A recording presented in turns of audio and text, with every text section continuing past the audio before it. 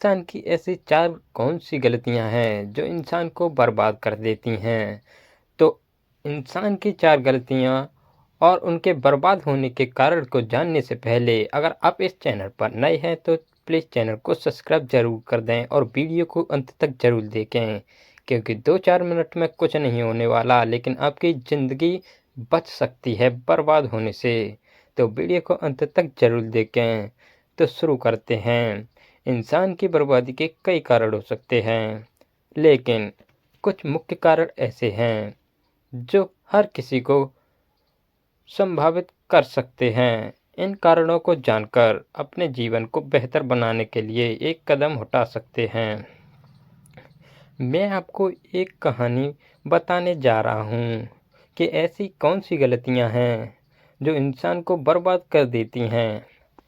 अगर हम अपनी बर्बादी का कारण जान लें, तो हम अपने जीवन का खुशहाल बना सकते हैं। बहुत समय पहले की बात है। एक नगर में एक धनी सेठ रहा करता था। उस सेठ के पास सभी प्रकार की सुख सुविधाएं थीं, लेकिन उसके कोई संतान नहीं थी। संतान दुख में वह हमेशा चिंतित रहता था। फिर एक दिन उसे पता चलता है कि उसकी पत्नी गर्भवती है और वह अपनी पत्नी का बहुत ख्याल रखता था। इसलिए एक दिन उसके घर एक बेटे का जन्म हुआ। पुत्र जन्म से सेठ बहुत खुश हुआ। कोई कसर नहीं छोड़ी। उसका बेटा देखते ही देखते बड़ा हो गया। तब सेठ ने अपने बेटे को गुरुकुल भेजने का फैसला किया, ताकि वह पढ़ लिख कर विद्वान बन सके। ज्ञान प्राप्त करने हेतु गुरुकुल भेज दिया था। गुरुकुल में वह बच्चा अच्छे से पढ़ाई करता था और अपने गुरु की सभी आज्ञाओं का पालन करता था। ऐसे में वह बच्चा धीरे धीरे वहाँ का सबसे होनहार छात्र बन गया। गुरुकुल में बालक ने सभी वेद पुराण और शास्त्रों का अध्ययन किया और एक महान विद्वान बन गया। लेकिन कहते हैं ना कि समय कब बदल जाएगा यह कोई नहीं जानता। दोस्तों, समय अक्सर ऐसा ही होता है। एक साथ कभी नहीं रहता। समय बदलने में देर नहीं लगती। कभी दुख और कभी सुख, ये जीवन के पड़ाव आते जाते रहते हैं। ऐसे ही एक दिन किसी प्राकृतिक आपदा के कारण उसके माता पिता की मृत्यु हो गई और उससे जब उसके माता पिता की मृत्यु हुई तो बच्चे की शिक्षा पूरी नहीं हुई थी। और जब बच्चे ने खबर सुनी कि उसके माता पिता अब इस दुनिया में नहीं रहे,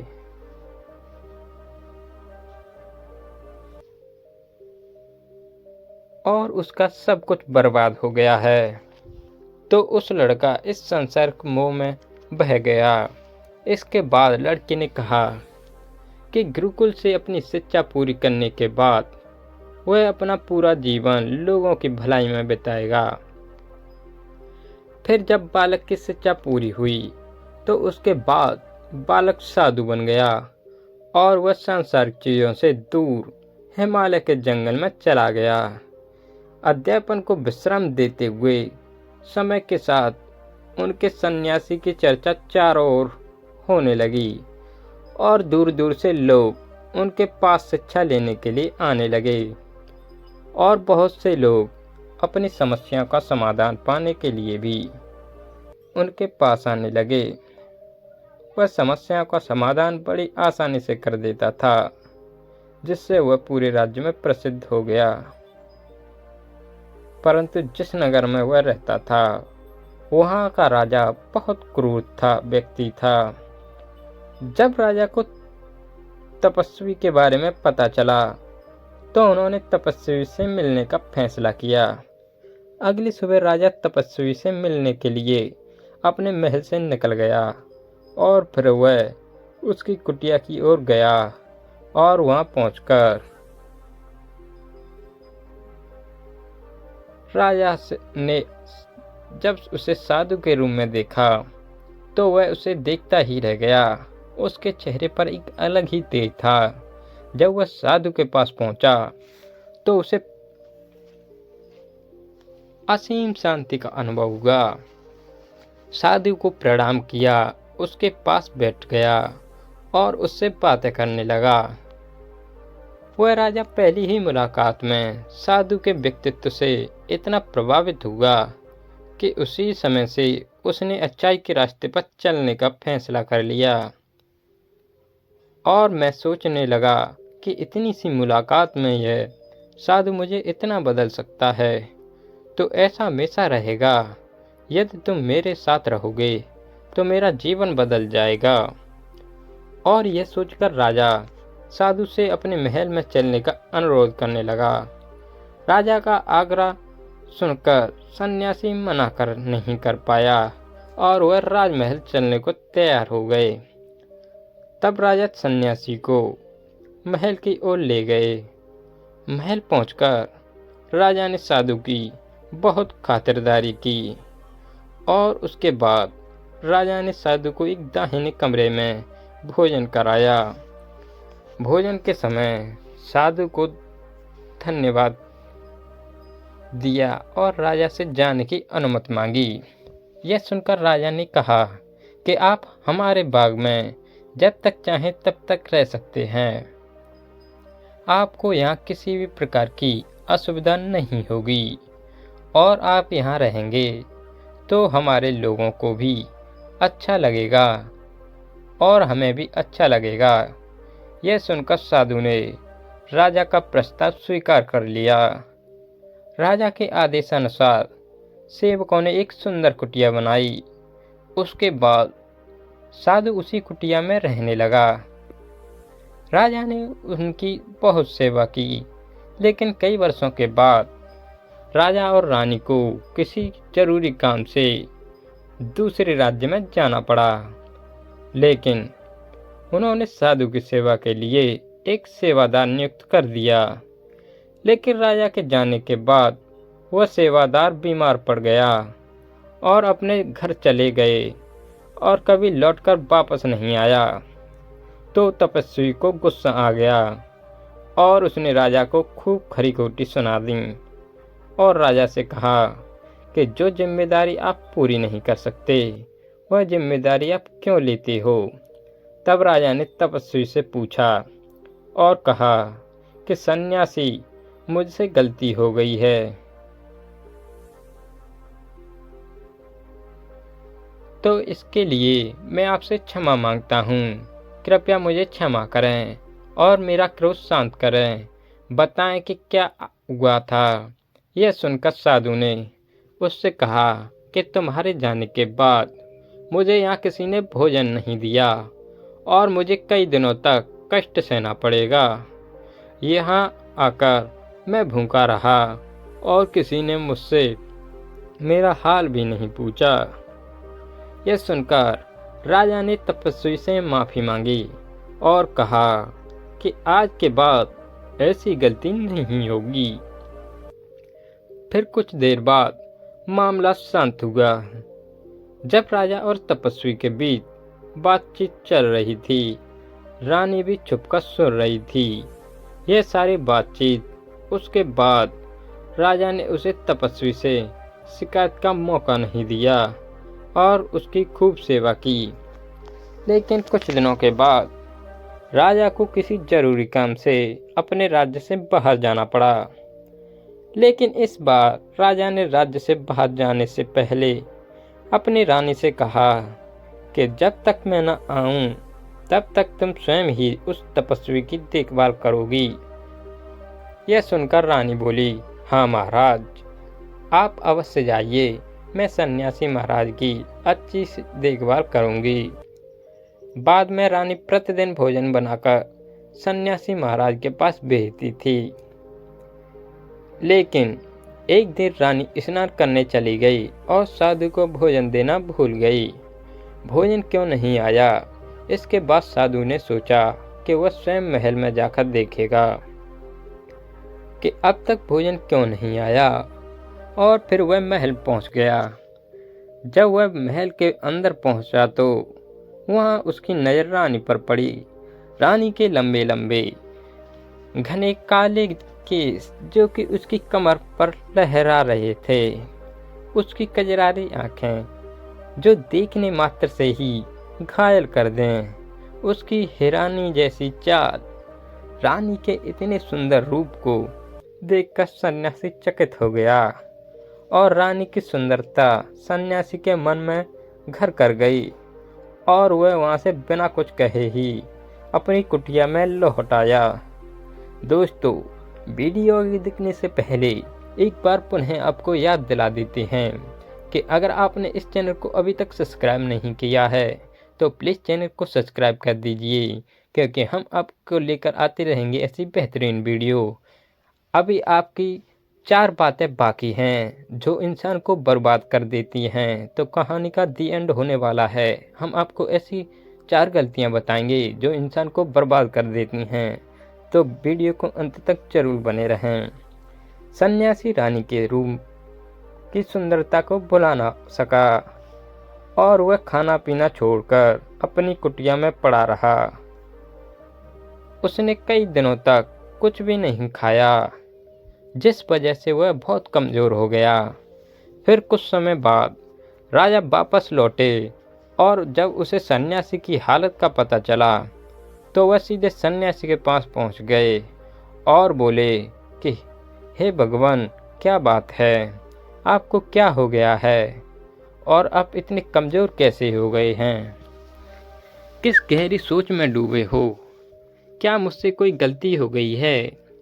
तब साधु ने कहा, नहीं राजन, आपने कोई गलती नहीं की है। और ये सुनकर राजा बोले, तो फिर क्या बात है, आप मुझसे बताएं, मैं आपकी समस्या का समाधान अवश्य करूंगा। यह सुनकर तपस्वी ने राजा से कहा कि आपकी रानी की अद्भुत सुंदरता को देखकर मैं उसकी सुंदरता पर मोहित हो गया हूँ और अब मैं रानी के बिना नहीं रह सकता। यह सुनकर राजा हैरान हो गया और कुछ देर सोचने के बाद राजा ने उसे सन्यासी से कहा, मैं आपको रानी दे दूंगा। यह सन्यासी सुनकर बहुत प्रसन्न हुआ। फिर राजा सन्यासी को लेकर बाहर चले गए और जब राजा और सन्यासी महल पहुंचे तो उस दिन रानी ने अपने सबसे सुंदर वस्त्र और आभूषण पहने थे। फिर राजा रानी के पास गया। राजा ने रानी से कहा कि इस साधु की मदद करनी चाहिए, वह बहुत कमज़ोर स्थिति में जा चुका है और मैं नहीं चाहता कि एक बुद्धिमान व्यक्ति की हत्या का कलंक मेरे सिर पर लगे। राजा की यह बात सुनकर रानी ने राजा से पूछा कि आखिर इन सन्यासी के इस दुख का कारण क्या है। तो राजा ने रानी से कहा कि सन्यासी आपकी अद्भुत सुंदरता के दीवाने हो गए हैं। राजा की यह बात सुनकर रानी ने कहा कि राजन, आप चिंता मत करिए, अब आप सब कुछ मेरे ऊपर छोड़ दीजिए। मुझे पता है कि मुझे अब क्या करना है। आपके ऊपर ना तो सन्यासी की हत्या का पाप लगेगा और ना ही उसे मेरे पवित्र धर्म का नाश होगा। रानी की यह बात सुनकर राजा ने रानी से सन्यासी को सौंप दिया। उसके बाद सन्यासी रानी को लेकर कुटिया पर पहुंचे। जब रानी सन्यासी की कुटिया पर पहुंची, रानी ने सन्यासी से कहा कि हमें रहने के लिए घर चाहिए, हम इस झोंपड़ी में नहीं रह सकते। यह सुनकर सन्यासी राजा के पास गया और राजा से जाकर बोला कि हे राजन, हमें रहने के लिए घर चाहिए। सन्यासी की बात सुनकर राजा ने उनके लिए घर का प्रबंध कर दिया। फिर सन्यासी रानी को लेकर घर पहुंचा। जब रानी सन्यासी के साथ उसके घर पर पहुंची तो रानी ने सन्यासी से कहा कि यह घर तो बहुत गंदा है और इसकी हालत बहुत खराब है, मैं इस घर में नहीं रह सकती। यह सुनकर सन्यासी फिर से राजन के पास गया और राजा के पास जाकर बोला कि हे राजन, जो आपने हमें घर दिया है उससे घर की हालत बहुत खराब है। सन्यासी की बात सुनकर राजा ने उसे घर की हालत ठीक करवा दी। उसके बाद रानी घर के अंदर गई और नहा धोकर बिस्तर पर आ गई। तभी साधु भी बिस्तर पर आ गया। फिर उसके बाद रानी ने साधु से कहा कि आप जानते हैं कि आप कौन हैं और क्या बन गए हैं। आप एक महान साधु थे जिनके लिए राजा स्वयं अपनी आवश्यक चीजें उपलब्ध कराते थे।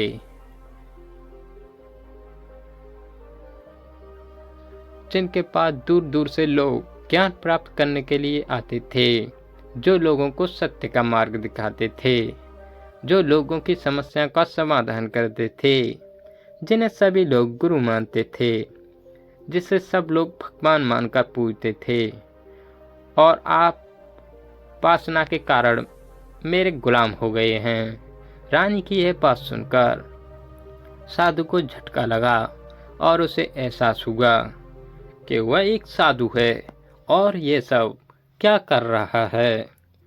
वह ये सब सुख सुविधाएं छोड़कर शांति की तलाश में जंगलों में चला गया था। जोर जोर से रोने लगा और चिल्लाने लगा और रानी से कहने लगा कि मुझे क्षमा कीजिए महारानी, मैं यह क्या करने जा रहा था। मैं अपनी आप को राजा को सौंप कर आता हूँ।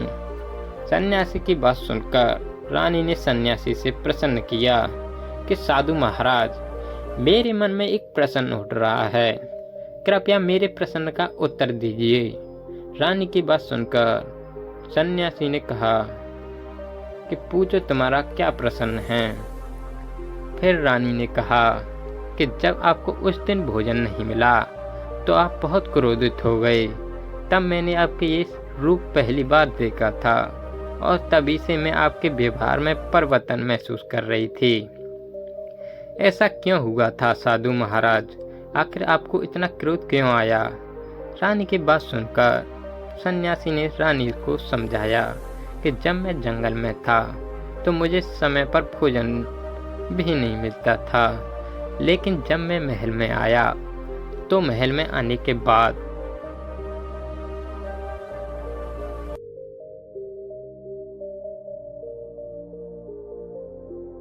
तरीका यह है कि आप इसे मोटा पिसवाकर फिर इसे पानी में मिलाकर और थोड़ी सी खांड डालकर आप इसे पी सकते हैं।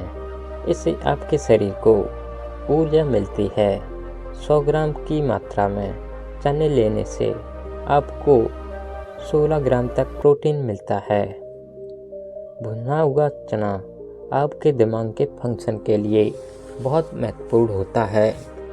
इससे आपका दिमाग बहुत ही अच्छी तरीके से कार्य करता है, जिससे आपको निर्णय लेने में कोई परेशानी नहीं आती। इसके साथ ही ये आपके बालों के लिए भी बहुत अच्छा है, आपकी स्किन के लिए भी बहुत उपयोगी है।